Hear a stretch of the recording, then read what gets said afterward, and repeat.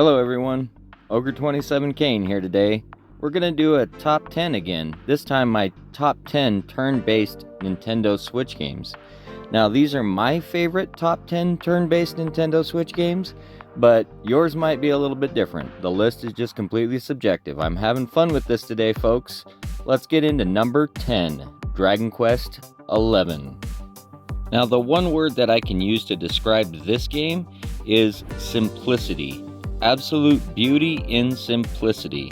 This game has probably the most easy and user-friendly interface, battle system, UI, anything you can think of is pretty simple in this game, yet somehow the game manages to stay absolutely engaging and intriguing and keeps you hooked all the way through it. It's what I would call probably the safest RPG I've ever played.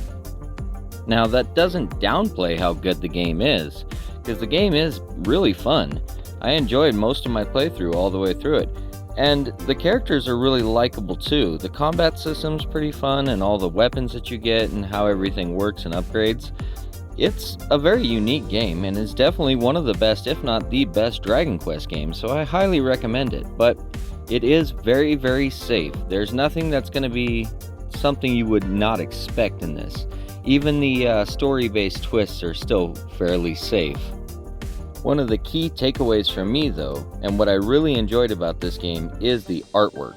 The artwork in this game is pretty fantastic. I can tell that there was a lot of time put into it, but it certainly has Toriyama's feel to it. I guess the last thing that I want to mention about this is that this is not an inferior port. The Nintendo Switch port is really good and on par with pretty much any other version.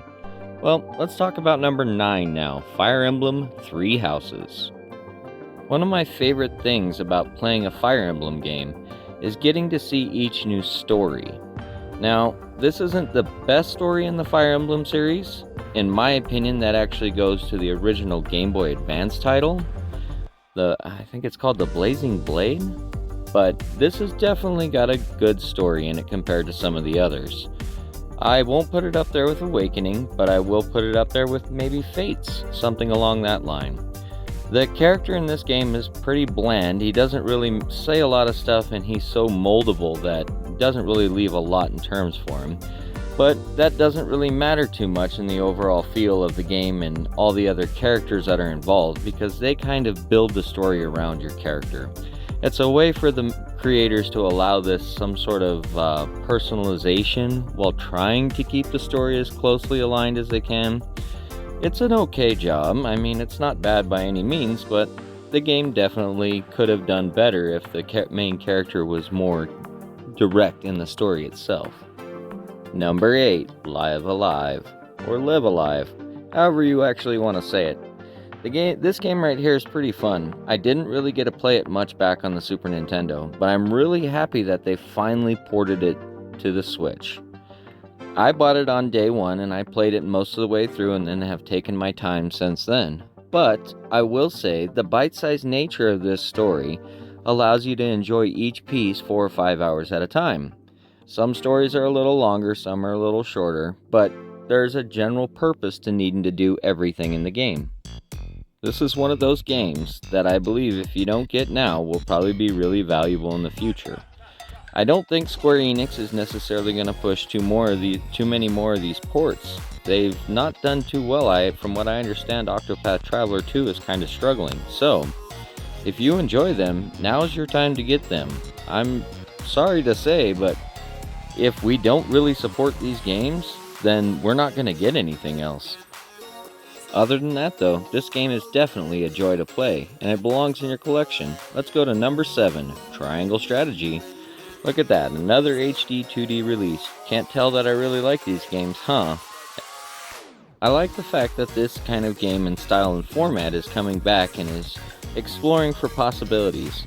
It's still considered a pretty small genre, and I don't really expect it to grow that much, but I do expect that the people who create these games, who grew up with the Final Fantasies and Tactic Ogres, are learning from that. And they certainly are, because this game to me definitely does some things right in the other areas where those games couldn't. The only negative thing I could say about this game is that it does not tell you what the correct or incorrect story paths are to take to get the goal that you want. So it may require you several playthroughs to get the actual ending that you want, or to get the ultimate ending. It kind of angered me a little bit, and I had to go back on a few saves once I learned this, because I'm a completionist, but some people that won't bother. Some people are fine with the endings that they get. Other than that though, the storyline on this game is very solid, and it certainly will make you want to keep playing it. Well, let's go to number 6, Final Fantasy IX. Well, this game is a testament to great game design, because even though it's a PS1 game, even just upscaled, this game plays fantastically. And it's fun, the artwork looks really good, and Square Enix definitely did not disappoint when this game was new. I'm one of the few people that actually bought this at the time, because I didn't upgrade to a PS2. I played Final Fantasy IX. I'm glad I did, and this port is really well done. To me, this game will always be special, and I love the fact that I now have this physically on a cartridge. I no longer have to rely on a disc. And I know that sounds silly to some people, but for me, the game preservation of something like this is really important. I have kids, and I really want them, when they finally get interested, to experience some of the greatest RPGs of all time. Admittedly, where I was at their age, they're extremely interested in action games, and large games, and fun games. The patience of an RPG takes time, and almost like a wine in this case, it ages well. You just have to give it a chance. Let's look at number 5 now, Octopath Traveler. Now, I've already covered this game in a full review, and I've talked quite a bit about it at length. It was also in my last top 10. But this game is pretty fun. It is definitely the best of all the HD 2D games, and it was the one that kind of set the precedence for it. You start out as 8 different characters, all traveling on their own different journey, figuring out their own different stories. At a unique time, they will converge, and at other times, they will diverge again.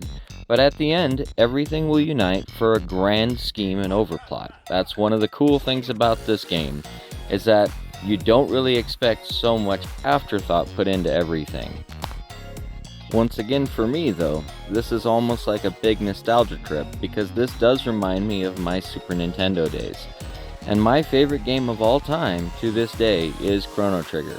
So anytime something can somewhat even closely emulate it, I'm interested. If you need a good jumping off point in the HD 2D series, there's not a better game that I can recommend for it. Well, let's get into my number 4, Final Fantasy VII. Well, Final Fantasy VII is definitely going to be higher up on a lot of other people's lists. A lot of people consider this to be their favorite game of all time, if not favorite Final Fantasy.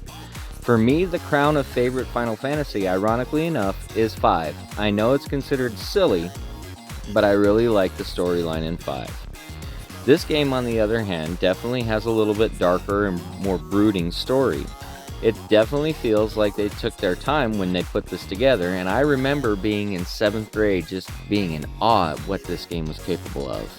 Seeing it now physically and having it physically on a cartridge on a Nintendo system was a promise I was made back on the N64 that has finally come true for me. Now in this game we played as Cloud Strife, the fan favorite, and rightfully so, because Cloud is an awesome character. He's a fairly quiet character though, which doesn't give him as much personality as some of the others.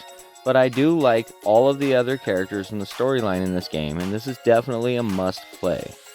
If you enjoy turn-based RPGs and need to see the one that really got the ball rolling for the mainstream, check that out. Let's go to number 3 now, King's Bounty 2.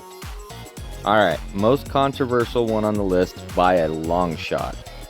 I don't know what it is for me, but I absolutely love military strategy tactics games. And I love all of the characters and artwork and setting of this game. This game is kind of a glitchy mess, and it still works well for what it does. But the combat in this game sells me every time I turn it on. I get addicted to it. The other thing is that I never feel like the AI is just being dumb. I always felt like there was a good way to challenge every battlefield. and that gave it quite a bit of replayability. Now, once you finish everything in it, there's only about 60 hours of content to absolutely finish everything. There's really nothing else you can do. There's no extra battles, there's no going back, there's no finding anything else. But it will keep you wanting to go back and try it all over again. Alright, let's go to number 2 now. Tactics Ogre Reborn. Alright, well for me, this is my favorite strategy tactics game of all time. It's really high up on the list as one of my favorite games, but not my favorite, because I do enjoy the other Ogre Battle games more. Ogre Battle Person of Lordly Caliber and Ogre Battle March of the Black Queen. That being said though, this is definitely the granddaddy of all strategy RPGs and the one that really started it off. I got my addiction on the PS1 version of this game, and it's what sold me to play Final Fantasy Tactics and some of the other games later on after that. So this game would still be just this high up on my list even if it was the PS1 version. The fact that I have it physically on a cartridge now it means a lot to me, and it's gonna stay in my collection forever. The only reason this game is not number 1 is because the number 1 game is a little more special to me and came from the same era, from a lot of the same people and the same minds. If you need a good strategy game and you need to figure out where they all came from, the roots, you need a story to keep you engaged and tied in so you can actually get through the game and see the value of these kind of games, then this is where you should start. Get yourself invested in Denim Pavel. Let's hit number 1 now, Chrono Cross. Yep, Chrono Cross, the Radical Dreamers Edition. As controversial as this game is, and as much as people have complained about it, this is my favorite RPG on the Switch, hands down, bar none. It is just as good now as it was back then. And yes, they have released a patch, and the frame rate in the battle system is about 60 now pretty consistently. In all reality now, all I'm missing is Chrono Trigger. If I got Chrono Trigger on the Switch, I think my life would be damn near complete. I do have the DS version, and it's a fantastic version, but man, having these two games together on one console, that would be something special. If you haven't played this game yet, and you're not interested in the physical, then wait for a sale and play this game digitally. But this is definitely a game you must play to understand where all of us old people got our love of these weird RPGs.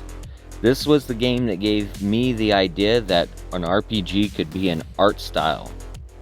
Most people found that when Aerith was killed in Final Fantasy VII, that shook their world the most.